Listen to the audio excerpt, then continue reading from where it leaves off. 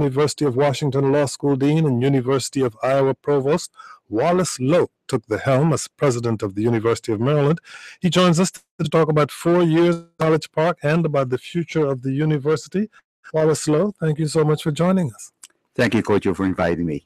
You too can join this conversation. Give us a call at 800-433-8850. If you have comments or questions for President Loh, you can also send email to kojo@wamu.org or go to our website, kojoshow.org. Watch our live video stream and ask a question or make a comment there. You can also shoot us a tweet at Kojo Show. Your own backstory. You were born in China, went to high school in Peru, then moved to the U.S. by yourself at the age of 15. Tell us about that. Well, I am a Latasian, meaning I was born in China. We spoke Chinese at home, but Spanish in school. So my true native language is Spanish. It's the only language I can speak without an accent. I speak Chinese with a Latino accent, and I speak English with both a Latino and Chinese accent. But at the age of 15, my parents gave me $300 and wished me well to come to America, the land of opportunity, and to find my career here. Your parents obviously recognize a certain maturity in you at the age of 15. However, you're a Yale Law School grad, former law school dean. You've held administrative posts at a number of universities. How did all of that prepare you for what you're doing today? It prepared me because education is my passion, especially in this country. It's the passport to social and economic opportunity. I've been blessed by the opportunities provided to me by this country, and I would like to give back. And the way to give back, one's calling, is to help educate the next generation of citizens and leaders for this country. But there are several levels at which one can do that, from teaching in an elementary school. But you were provost at the University of Iowa when the Maryland Search Committee approached you about the top job here. Why was that appealing to you? Well, my calling has always been as a teacher and also as a scholar. That's where my passions were. When I first became an administrator, I was deeply conflicted. I talked to my mother, who was a school superintendent in the old country, and she gave me a piece of advice which I have never forgotten. She said, Wallace, there are those who sing and dance, and there are those who help others to sing and dance. Never forget what's your main responsibility. And as an administrator, my responsibility is to enable the faculty and the students to sing and dance. I'm presuming that you yourself cannot sing and dance. I'm better standing on the sidelines, cheering others and inspiring them to sing and dance. Our guest is Wallace Loh. He is president of the University of Maryland in College Park. We're taking your calls at 800-433-8850. You can send email to kojo@wamu.org. How do you think schools can address the rising cost of a college education? 800-433-8850. Let us indeed look at the cost of a college education today, President Loh. It's a nationwide concern. At the University of Maryland, tuition, room, and board for in-state undergrads is just about under $20,000 this year, and for out-of-state students, it's $40,000. We know, of course, that the University of Maryland has managed to keep recent tuition increases relatively low compared with other state schools, but nevertheless, why is college so much more expensive relative to family incomes than it used to be? The tuition and fees at the University of Maryland for in-state students is $9,400, and for out-of-state students is approximately $28,000.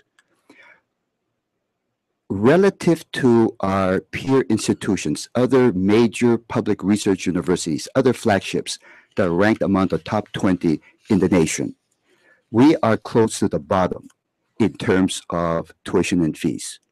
Now, that said, $9,400 may still be very unaffordable for people of low income.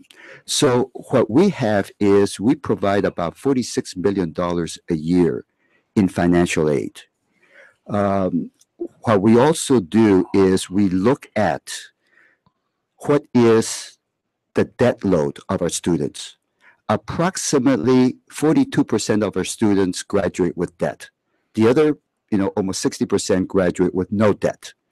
And of those that graduate with debt, the average debt load is $25,000, compared to the national debt, which is about $30,000, and 70% of students graduate with debt. So that is a large amount, but I think it should also be placed in perspective. It is not an expense. It is an investment, in the sense that if you borrow $25,000, you can buy a mid-sized car, or you can invest $25,000 in your education that over the course of a lifetime will result in earnings of about $1.5 million more than if you did not have a degree. So I think what is important is to put it also in the context that our default rate of University of Maryland students is 2.8%. The national default rate is close to 14%. So what that tells us is that, yes, for a small percentage of students, this is a very significant debt, but for the vast majority, it is an investment that will eventually pay off in terms of increased lifetime income. How do you set tuition for each year? Maryland froze tuition for 4 years starting in 2006. How do you set tuition each year? And what's your long view for the trajectory of tuition at Maryland? The reason that over the past 25 years or so, tuition has risen slowly, but it has certainly accelerated since the Great Recession, is because the actual cost is a combination of tuition and state appropriations in public institutions. Currently at $9,400, that represents 33% of the actual cost of educating a student, and the state then covers about 66%, 2/3 of the cost. That ratio has changed over time. So 25 years ago, the proportion that the students were paying were much less. And the reason it has changed is simply because of the national economics have changed. As states have become squeezed for funding, as entitlement programs have skyrocketed in costs, there's less money to go around. So the state has shifted that cost to some extent onto the shoulders of students and their families. But in the state of Maryland, the state has shifted them much less than in other states. Maryland Governor Martin O'Malley is proud that he's kept in-state tuition low by ensuring strong state funding for higher education, but some say that amounts to taxpayers subsidizing the rich because many families could afford to pay more. Maryland is one of the wealthiest states in the country, or has some of the wealthiest residents. So a lot of those people would prefer to see higher tuition combined with more financial aid for low-income students. What are your thoughts about that? Well, that is, in fact, a very important philosophical decision, a policy issue that is debated nationwide. And I think it goes to the basic philosophical question, is public higher education funded by taxpayers, is that primarily a public benefit that society benefits when taxpayers pay for the education of the college education of the residents, or is it primarily a private benefit that the recipient of that funding is the one who benefits? And of course, it's a combination of the two. And the question is, how much is a public benefit? How much is a private benefit? That is the difficult question. And in the state of Maryland, it is the case that we have the highest median family income in the nation. We also have one of the lowest tuitions and fees among major public research universities. So the question as to whether or not there should be some modest increases in tuition in order to make college more affordable to our fellow citizens who may come from low incomes, that is a very important philosophical and policy issue. Valid discussion to have. Absolutely. On to the telephones. Please don your headphones because we will now hear what Jeff in Kensington, Maryland is concerned about. Jeff, you are on the air. Go ahead, please. Hi, thank you, Coach. I appreciate you taking my call. My question for Dr. Lowe concerns the standards for in-state versus out-of-state students. To my knowledge, the academic standards for out-of-state students attending Maryland are lower than the academic students for in-state students attending Maryland. How can we justify, an admissions policy where the academic standards are different depending on where you live? The academic standards are not different. We, over the past 20, 25 years, the standards for admitting students at the University of Maryland has slowly but inexorably increased. In the entering freshman class, the median GPA is about a 4.2. The median SAT score is about a 1310. That puts us among the top 10 public research universities in terms of the selectivity of our students. And about, I would say, 22% of our students are from out of state, and out of state includes, of course, from around the world. And we don't just look at the scores and grade point averages, we do a holistic assessment of the student body. And so 77% or so of our students are from the state of Maryland. All I can say is that given the very high standards, I'm, as a new president, simply thankful that the criteria for hiring a president are not as high as the criteria for admitting freshmen, whether you're in-state or out-of-state. Where do you think the perception comes from that the standards for admitting out-of-state students are lower than the standards for admitting in-state students? Is it because you include a number of other factors in the admitting process that may absolutely. lead to that I impression? can tell you that we turn away many students who have higher than an 1,130 on the SAT because we look at about 18, 20 factors. It is not just about numbers. It is also about the types of courses, it's about their extracurricular activities. It's about their areas of interest. If we are overwhelmed with applicants in one college as opposed to another college, naturally, that college will have somewhat higher standards. So it is a holistic assessment of every individual.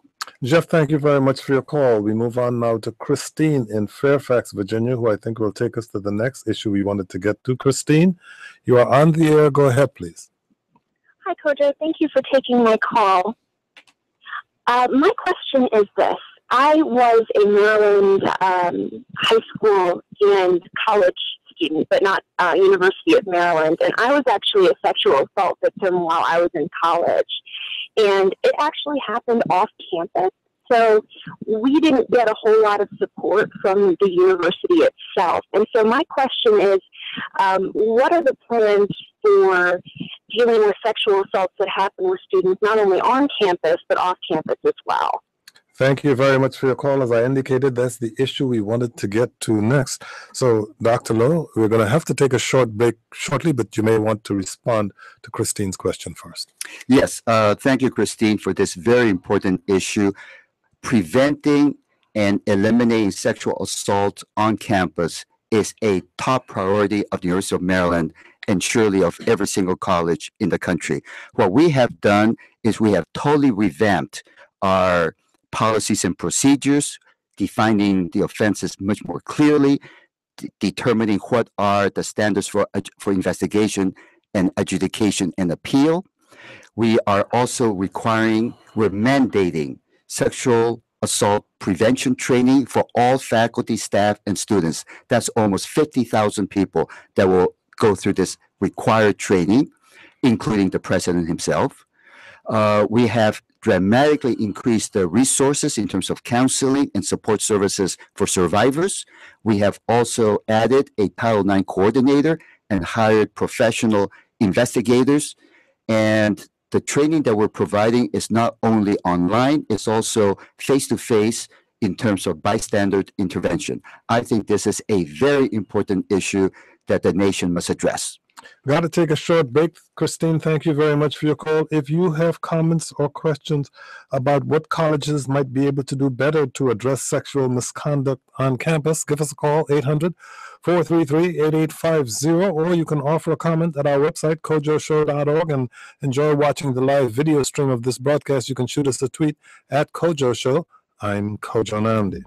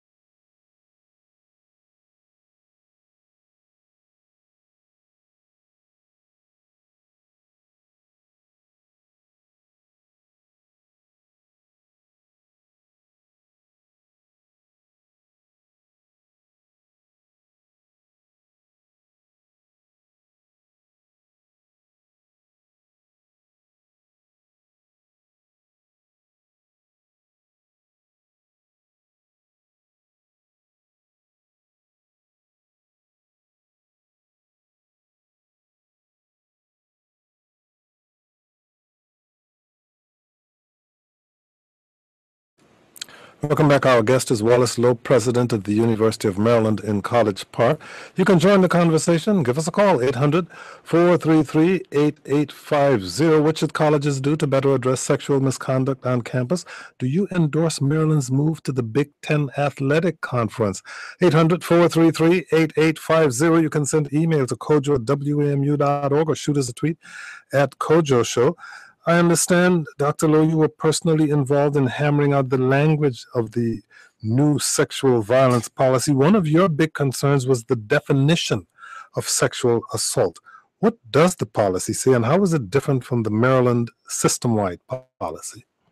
One of the things that the policy does is it defines a whole category of issues that have not been clarified in the past, such as stalking, harassment, sexual misconduct, and so on and so forth. What the state of Maryland does, and there are wide variations from state to state, is that the state of Maryland has the category of rape, and it calibrates into rape in the first degree, second degree, attempted rape in the first degree, second degree, and so forth, and a totally separate category of what the state of Maryland calls sexual offenses. And they are also calibrated by degrees. And sexual offense in the fourth degree is non-consensual sexual contact. So one of the things that we had to address is there's no question that sexual contact is an offense, and whether it should be labeled, whether the term should be an assault or i.e. a rape under the language of the Maryland law, or whether it should be a sexual offense. So since this was a draft that I worked with together with legal counsel, with a number of other people on campus, and is now before the University Senate for their review. But in the interim, it is in effect. So it's not the final version. Then the question is whether or not to label a sexual contact an assault, or whether to label it as an offense. Because there is now sexual assault 1, which is non-consensual sexual intercourse, and sexual assault 2 as non-consensual sexual contact, which would be anyone intentionally touching or any intentional touching of the intimate parts of another person. That's correct. Lucky you're a lawyer to get involved in this. Last spring, you created an Office of Sexual Misconduct and Relationship Violence, led by an attorney, and new procedures that allow both parties in a complaint to have an attorney present during an investigation, but only in an advisory role.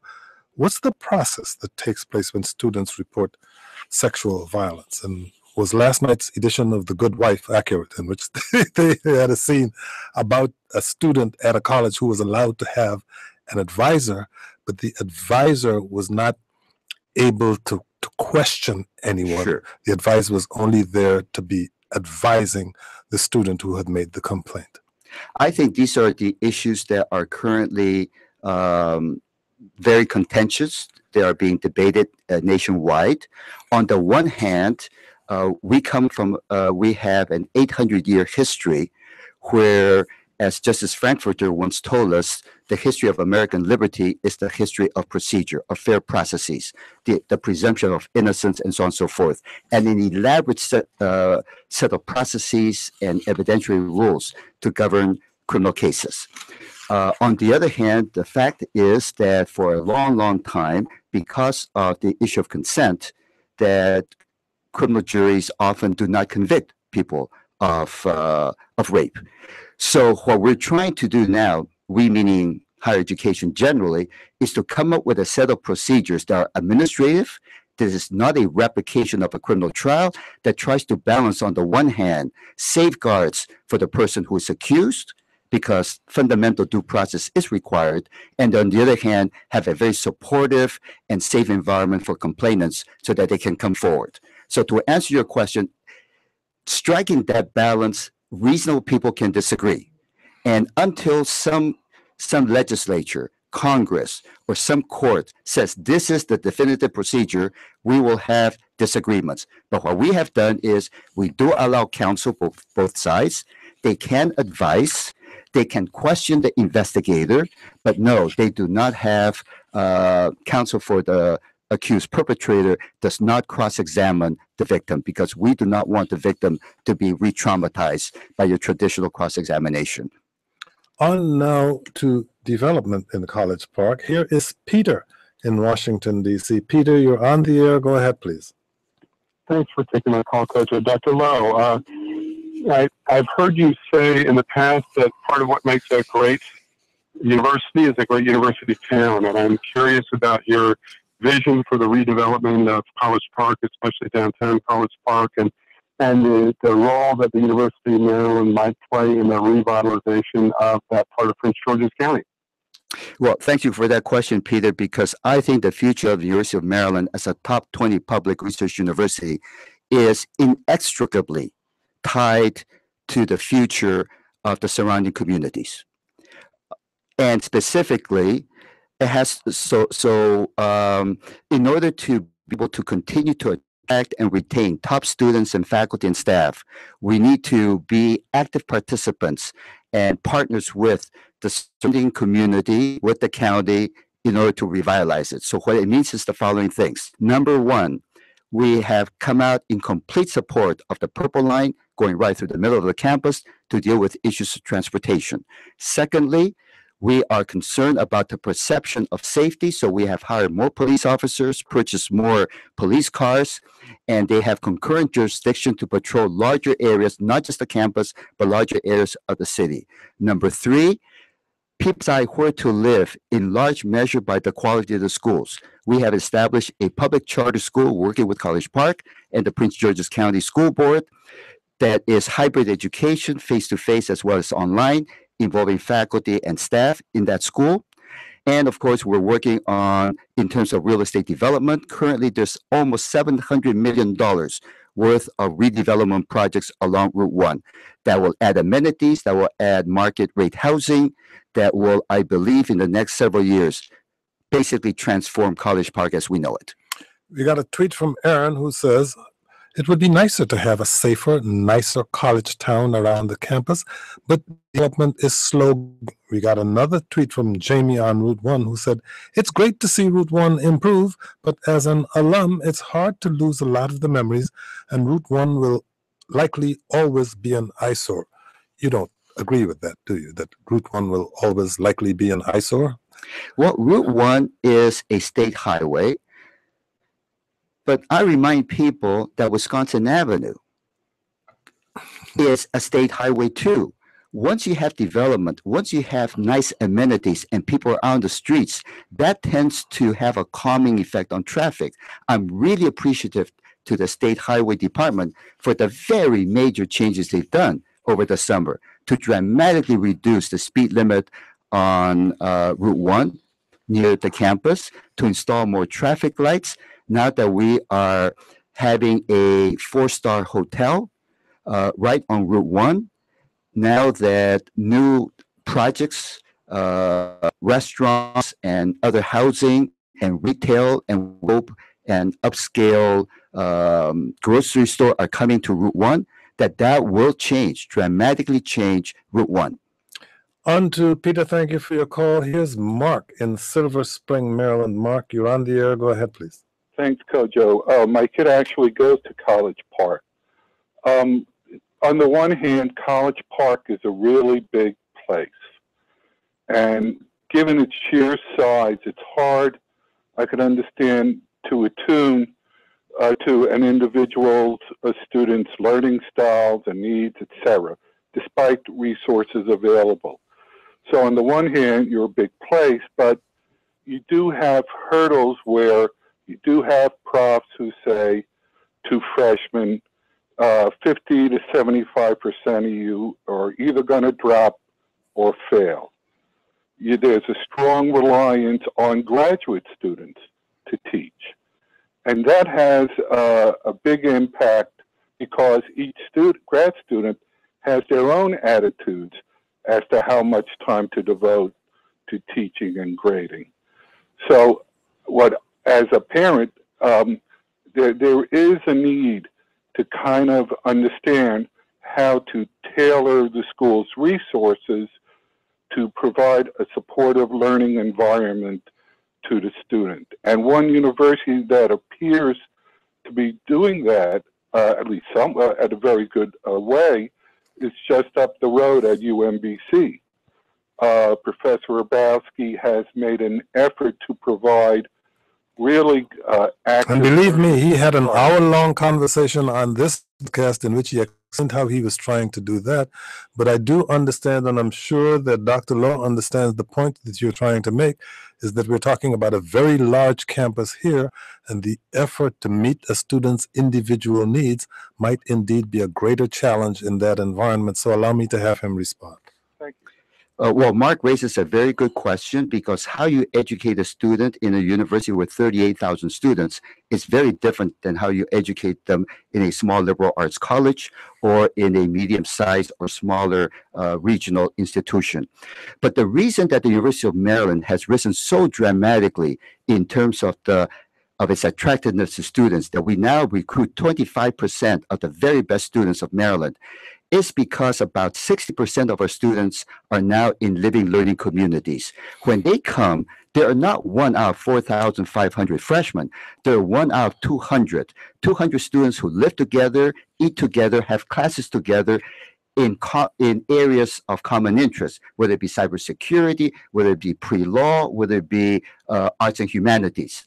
So we have shrunk the psychological size of the institution, and this kind of bonding with each other creates that sense of community that may not have existed, say, a generation ago. And we hope to expand it to all 100% of our students. It is a very expensive, but also a very deeply enriching premium education that we provide.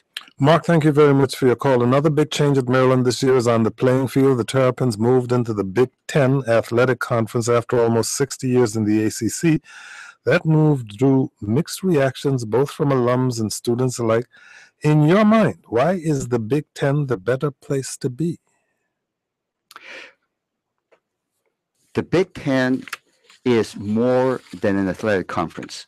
What makes the Big Ten different from all the other athletic conferences is also a super university. The move to the Big Ten was motivated by two factors. One is to enhance this university to become even more preeminent than it is academically. We should be associated with peer institutions, other large public flagship universities that are ranked among the top 20. And there are so many academic, educational, research collaborations that exist among the Big Ten institutions that do not exist anywhere else. And the second reason is in terms of the athletics. We had to cut teams because we inherited a very significant deficit. I would never, ever want my successor to have to face dozens of students in the office crying because they feel that their careers has been ruined because their teams have been cut. And so moving to the Big Ten provided us with significant new resources that I believe, I know, will ensure the future of Maryland athletics for the next 50 years. We got a tweet from Charles who writes, the University of Maryland cut 7 sports and moved to the Big Ten. The school is in business to make money, but why does the athletic director have to dismiss tradition? Did you take that into consideration, that you were dismissing what could be more than 50 years of tradition? 50 years of tradition in which we have thrived, and they will always be part of our heritage. And we're proud of our years in the ACC. The bottom line is that the University of Maryland, unlike many other public institutions, athletics in Maryland is not, I repeat, not subsidized by the state. It is not paid by tuition. It all has to come from revenues that are generated by athletics. It's a self-sustaining operation. As people well know, 96% of Division I programs lose money. And the only way that they don't cut teams is because they dip into tuition or they have state appropriations. We do not. And as a consequence, when you have deficits, you have one of two choices. You can either expand revenue or you can make cuts. But you cannot keep kicking the can down the road. I stopped kicking the can down the road. We made some cuts, and we have dramatically increased the revenue to ensure the future of Maryland athletics so that generations of Marylanders can have the opportunity to be top athletes. How will membership in the Big Ten change the bottom line for the Maryland Athletic Department? What is the potential you see there for improving the financial situation of the athletic department? Because entry into the Big Ten is something that's negotiated, and I've signed a confidentiality agreement. I cannot say how much it is. I can say that the revenues that we will receive from the Big Ten, and we are receiving now, substantially exceed what we would have gotten if we had stayed in the ACC, sufficient to make this very painful move from one conference to the other. One has to remember that a major source of revenue today in big-time athletics is not ticket receipts. It is television. And the Big Ten network reaches out to 80 million families, households in the nation. And it's in 30 different countries. That is the source of revenue. And again, it strengthens, it guarantees the future of Maryland athletics. It enables us to support our student athletes much better, not only on the field, but in the classroom, and to be successful in life. Obviously, there's advisors that you have. Obviously, there's a board of trustees. But is this a decision that you ultimately had to make yourself at some point? Being the president of a flagship is the most political, non-political job in the state. So yes, you have to consult widely, but since it had to be under terms of confidentiality, I consulted with many people, but I had to keep that number small. So ultimately, I take full responsibility for the change. But I should say that public opinion has changed significantly since this happened 2 years ago. I can say that season ticket sales have been up by about 25%, that private fundraising, gifts to athletics have soared by 66%. It is up to approximately $9 million a year, and corporate partnerships have grown by about 25% as well. Got to take a short break. When we come back, we'll continue our conversation with the University of Maryland President Wallace Loh. You can still call us, 800-433-8850. You can go to our website, kojoshow.org, ask a question, make a comment, and watch our live video stream. You can send email to kojo@wamu.org. Are you a Maryland alum? How has the schools changed since you were there? What's your biggest concern about higher education today? 800-433-8850. I'm Kojo Nnamdi.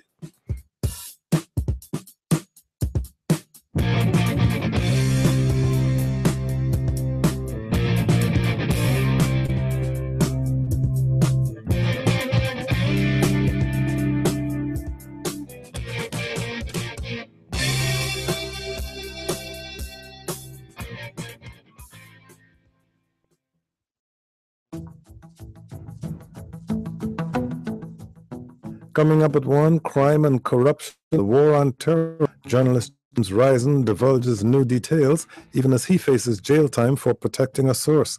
Today at 1 on the Kojo Nnamdi Show on WAMU 88.5 and streaming at kojoshow.org.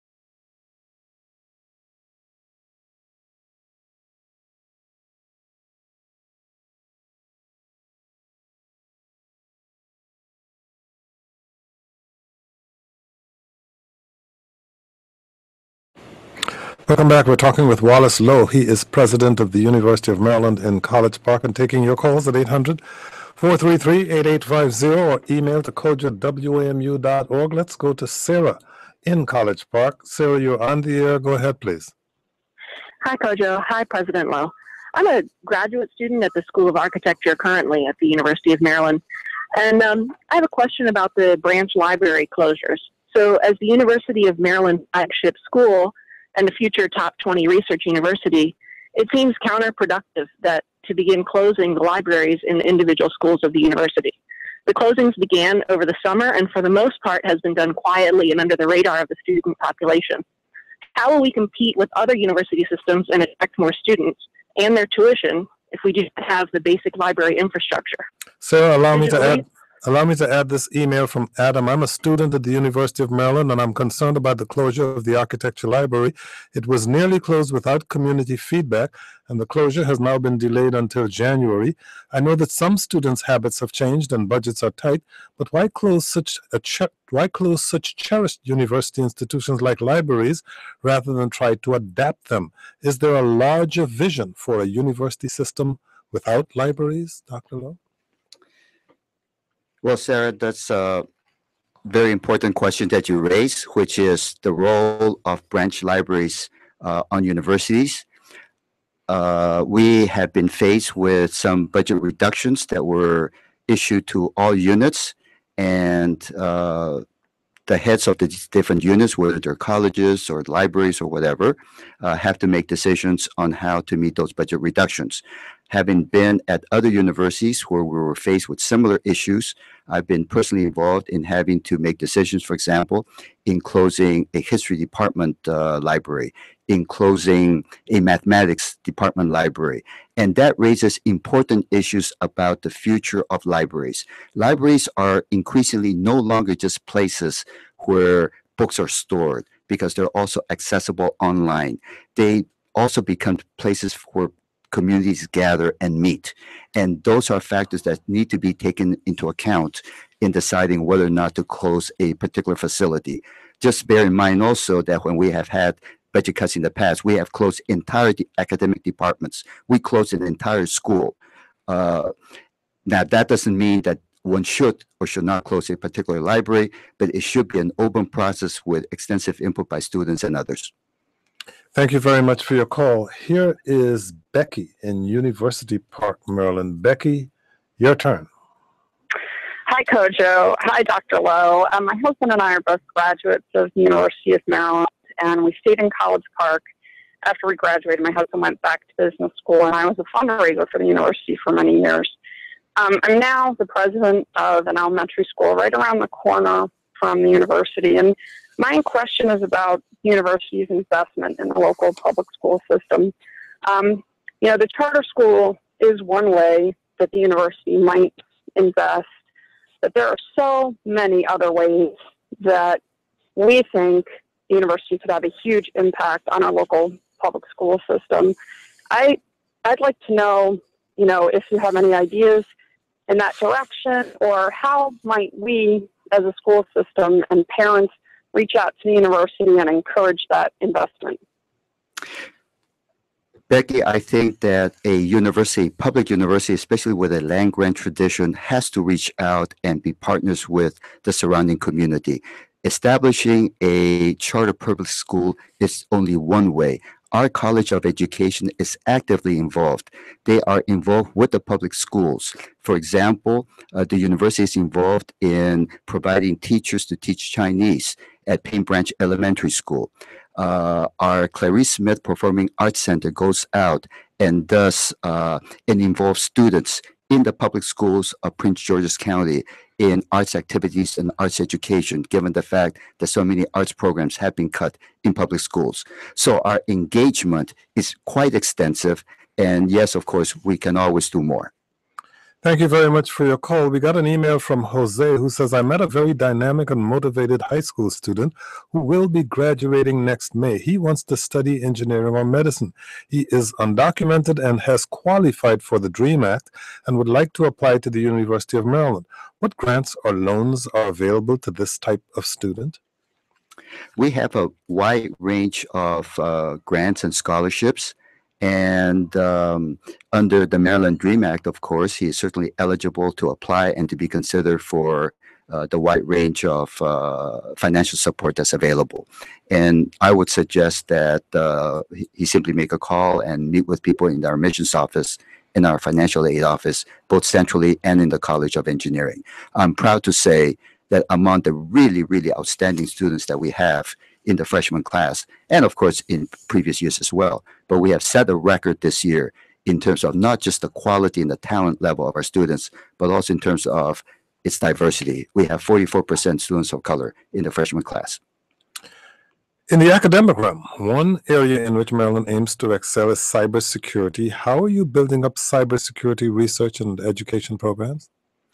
One of the ways we're building it, and it's very much along the lines that the caller Mark talked about, shrinking the size of the university. We have the nation's first, and thus far the only, honors undergraduate program in cybersecurity. And it is a partnership with Northrop Grumman, which has given us a very large grant. We just opened a state-of-the-art residence hall, Prince Frederick, and there are currently about 200 students in that program. It will grow eventually to 300 or 350. And they live together, they eat together, and they have a state-of-the-art cybersecurity laboratory for offensive and defensive processes. So we're educating the next generation of cybersecurity experts in partnership with industry. And we also have the Maryland Cybersecurity Center. We have some of the foremost experts in that area on our faculty. Got an email from Christopher who said last year there was a data breach at the University of Maryland College Park. What has been done to ensure this does not happen again? Why doesn't the University of Maryland College Park offer electronic transcripts when all other public Maryland schools offer this service? Has the data breach impacted this embrace of new technology?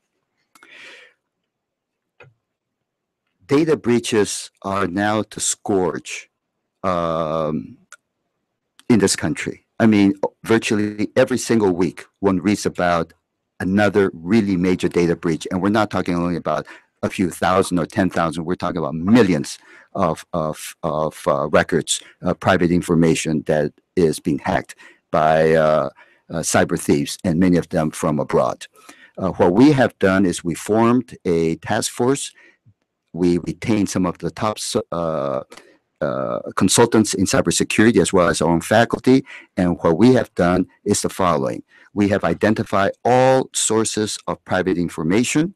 Secondly, after identifying them, we have purged that information if it's no longer necessary. If it is necessary, we've built firewalls around them. In case those firewalls are breached, we have encrypted them, or we're in the process of encrypting them.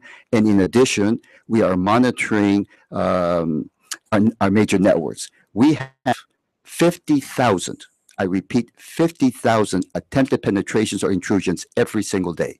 So can there be absolute security? No.